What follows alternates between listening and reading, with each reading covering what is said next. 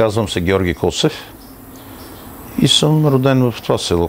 Не съм много на възраст. Всичко, което ще кажа, съм го чул от възрастните хора. Има и известно количество достоверен материал, факти, които съществуват и тях ще ги опомена. Селото ни е сравнително младо. Казва се Катунци. Името Катунци произлиза от два варианта. Едното е Катун. Имало е тук цигани, но не цигани такива обикновени, а цигани, които са били специалисти в всеки един в своята област. Дали е било ковачи, дали са правили кошери, дали са правили грънци. Нали? Това е едното предположение за населеното ни място. Другото идва от турската катунче, който означава катинар или възлово място.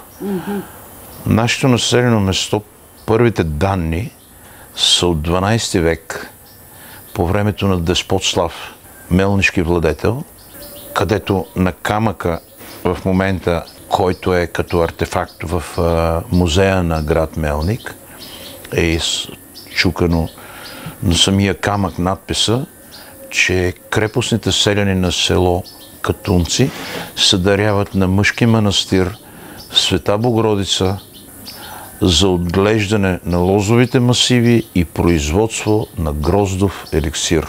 Това са първите данни за нашето населено место от 12 век.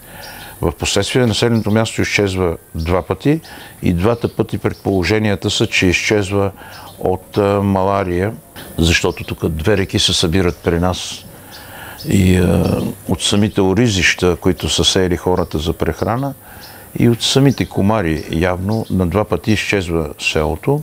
Последно се възражда някъде около 1850 година под формата на търговски център и в последствие вече започва да се развива. Значи първите данни в новата история на населеното място са като търговско средище, в което всичките планински села, тук 16 села, слизат във вторник на пазарния ден, където постоянно живеещите хора са били голямата част цигани, майстори, цигани, занаятчии, ковачи. Имало албати, които са ковали животните, те са били половината ветеринарни лекари.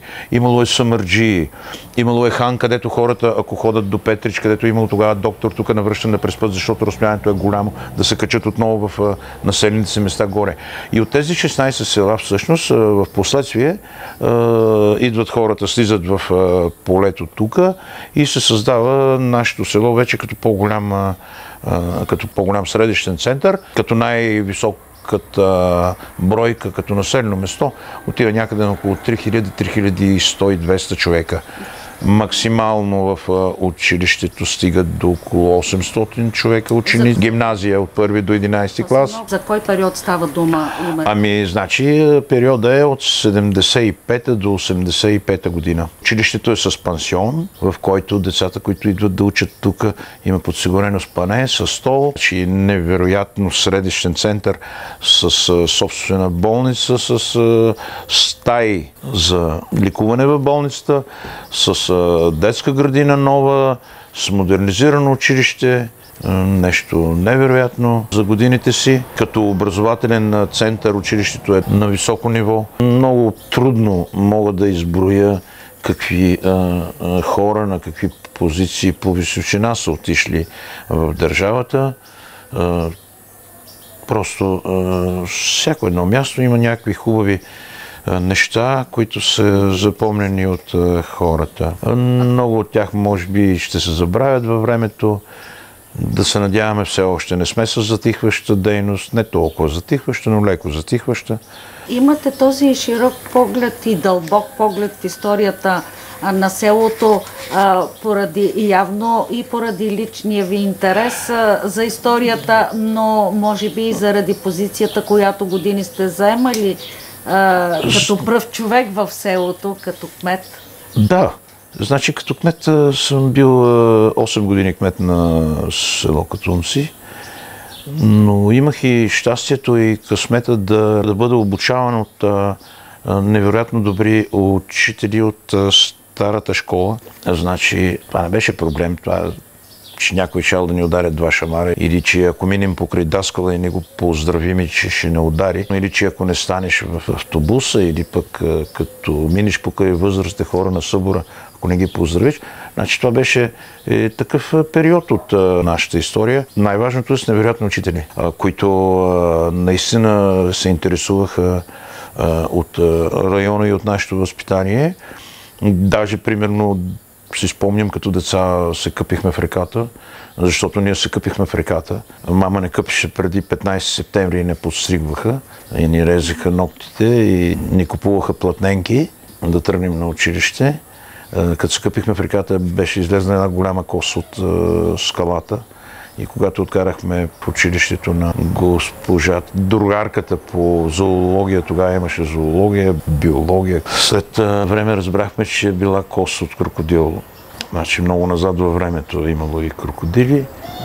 За много хора може да изглеждат много неща сега така смешни, но жалко е, че ако не се спомене и ако не се каже, ще се загуби в самото време. А тази кост къде се намира сега? Тогава я взеха в Благоевград. Предполагам, че е имало някакъв от този сорт музей. Тогава имаше така една централизация на много от нещата, които се намираха по селата.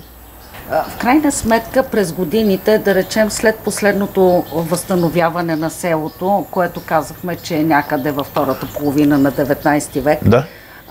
Традиционно каква информация има за заниманията за стопанския живот на селото?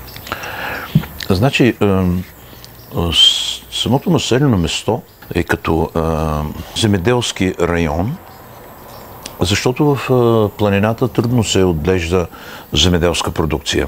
Тук се произвеждат много неща от селско-стопанската продукция, а също така и животинска. Значи започваме с ориз, с тютюн, картофите са в Балкана, жито има много малко, защото нашия район не е такъв житодаен, но пък самото ни село е в тая посока като земеделско, но и като занаятчийски район, където хората, които идват от планината, примерно да се докара самара на животното, малко каруци имало тогава, нали, за отремонтиране. Самия оглавник на главата, който стои на живот, да се отремонтира от кожарите. Нали, ето в тая посока се развива. Едно уточнение, ние до 12-та година сме под турско робство. Не сме към България. Цяла Егейска Македония тогава е пределите на Османската империя. Имало е, как да ви кажа, някакво ВМРО, имало е и будни хора, но всичко това е почти забравено. Примерно, когато напускат турците последният ни бей тук отгоре в село Петрово, значи през цялото време не е имало някакви разправи с хората, нашите, с българското население. Като цяло съм разговарял с свидетели от този период. Бил лекар, завършил във Франция медицина. Отнасял се доста добре с населението, така да се каже, с тези, които не крадат, а работят. Османската империя пълнолетен се става на 21 години. Имало е много дадени при бея деца, като моя прадядо, който е даден на 6 години да му работи като измекярин, като овчарче и който стига до положението да води цялата животновъдна част на бея. До 21 година е думата, след 21 година му дава достатъчно имот, задумява го с булка, предлага му да остане при него вече на работа, с заплата, с всичко. Вика, не, вика, оставам сам със семейството си, давам му достатъчно средства. Просто си е държал на думата. Имало и лоши случки, но за такива, които... Защото нашия народ е герой-поклонник. Поклонник на героите, които са крали агнетата и телетата на бея, и той съответно ги е наказвал. Един герой-поклоннически народ много трудно може да му се измени психиката и защото повече са се страхували да говорят за тези неща, затова и се изменят много неща. Далече съм от истината да защитавам някой, но имало и хубави и лоши неща. Нещо много важно, Бея, когато тръгва да се прибира вече, когато се освобождава нашия район, получава свободата си, нали, да се самоуправлява. Една единствена заповед имат от султана да приберат архива. Целият архив в момента е в Одрин. Целият архив от тогава е в Одрин, който бях чул от възрастните хора. Е наистина така. За ценности малко са взели, повечето е раздадено. Също така земята в заповедта на султана пише да се даде на работните хора. Няма уточнение за етнос, защото има и турци останали, които са бедни турци, тук са работили. Значи трудно може да се опише какво се е случило с тях от тези разбойници, в скоби герои, които са останали как са били изпоклани. Един единствен човек е останал в Петрово, скрит от наши българи, Мехмедов. Другите са изклани, турците всички са изклани на порази от нашите български разбойници. Като наказание един вид за това, че тези сиромаси турци са останали и те да работят. Но времената са били много диви, блудни. Трудно може да се опише, ако го кажа в по-груб смисъл, може и да не ме разберат правилно. Но това момче е скрито от наши българи. Ако са ги разбрали, и нашите българи ще ли да бъдат заклани, че те са скрили турче. Фамилията съществува все още. Интересен факт имаме, че в самото село имаме изградена къща, която е на основите на джамията. Отдолу е кръгло. Чия е къщата?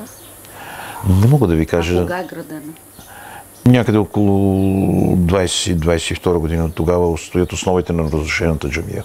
А защо са построили къщата? Селото се разраства. Вижте сега, значи, това уважение към другите етноси го имахме. В последствие ни го наложиха малко, как да го кажа, измамно да не вярваме на комшии, които цял живот сме били комшии, но това, че са от друга етнос, някаква програма свише от самата държавна сигурност, която може би още контролира голямата част от тези простотии. Това не се случи само при нас в България, да имаме проблем, примерно, с мюсюлманите и с циганите. Това се случи и в Югославия, случи се в Босна, така че това е някаква програма такава наградена, докато ние преди това всички сме живяли еднакво, не е имало. И имате ли информация дали са били двуезични? Знае ли българското население тук, знаело ли е турски? Не. А как са общували помежду? Значи, знае ли са турски под формата да контактуват. Да. 90% от контакта на турците е бил само на тема търговия, като си са плащали всичко, или на данъци, когато са идвали да преброят колко. Значи, Османската империя е една много стрикна данъчна политика. Тяхният архив е невероятен и се е знаело много точно и ясно колко трябва да се даде с една много стрикна система, колко струва един самун хляб, толкова струва килограм грозде. Значи, независимо дали си в Егейска Македония, дали си в Вардарска Македония, дали си в Тракия. Това го знам от възрастните хора. Абсолютно сигурно, защото доста са търгували. Ние тук сме на един кръстопът много добър, който пресича Пирин и слиза до Бяло море, където от тук се е носило стока до Бяло море на корабите, пък оттам се е носило друго. Говорили са турски под формата на това за контакт, не че някой им го е налагал, контакт да могат да направят търговията. А с циганите тук имали ли са...